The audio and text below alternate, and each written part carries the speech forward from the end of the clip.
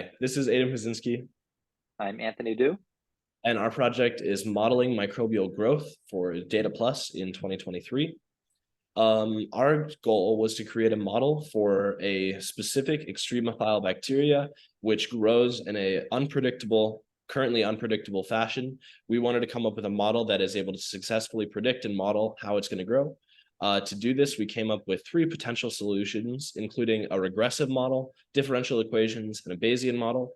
Unfortunately, due to the data set size, it was too limiting and a Bayesian model was not able to converge. It needed more data in order to run the probability equations. So for that reason, we abandoned that step and moved towards other solutions. Anthony will now introduce our first attempts at modeling the data.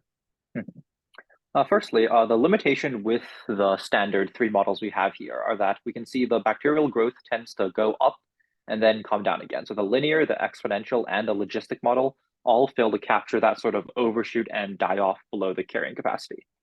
The first thing we tried to do to combat this is implement a regressive model, which is a model that predicts the next data point in the series based on the previous data points. In this case, we have an autoregressive model, and the basic equation for the regressive model for logistic bacterial growth is this equation given in the top right here. We implemented an equation like this through the built-in R-ARIMA function to plot a regressive model on our data. And the ARIMA function is a lot more complex than what's actually given here. As you can see, the data is plotted in this graph, and the fit of the prediction to the real data is incredibly accurate. However, this built-in function does not allow you to fit one function to multiple different runs under the same conditions, which means while it is incredibly accurate in this one run, it's not incredibly generalizable to different runs of the same strain. So that brings us to our last attempt for modeling, which is the Lockwood-Volterra model through differential equations. This model is very complex, as you can see at the equations below, but they allow you to account for many different variables in the environment and allow you to account for things like nutrient availability, body size, population size, carrying capacity, among other factors. And this ideally would have allowed us to create a more specific and adjusted model because it can incorporate for a lot of different confounding factors. An issue that we ended up coming into is that it was unable to solve for body size and for the growth rates of the bacteria, as body size and population size were never specifically searched for, or recorded in the data set. Our data set only recorded optical density. Unfortunately, this meant our equation could not be solved when it was trying to solve for body size.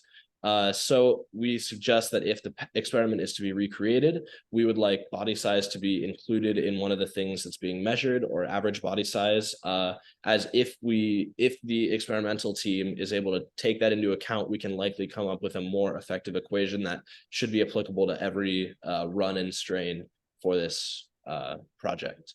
And that brings us to our conclusion. Thank you. In conclusion, modeling this sort of extremophilic growth presents a very noticeable challenges, in particular the overshoot and die-off shown in the graphs. The three traditional models all fail to capture that, and the two strategies we tried initially through regressive models and a Bayesian model also fail to meet like a generalizable model for multiple strains. Because of that, we needed to capture that sort of like dynamic growth better. So we devised these two differential equations based on previous research that our PM did into the Lockwood-Volterra model. While these two should theoretically work very well based on our previous readings, the data set we have does not contain enough parameters for us to be able to utilize the equations effectively. So we're unable to run that model at the time. However, the models we do have models that fit pretty well, and we also have a system that should theoretically work.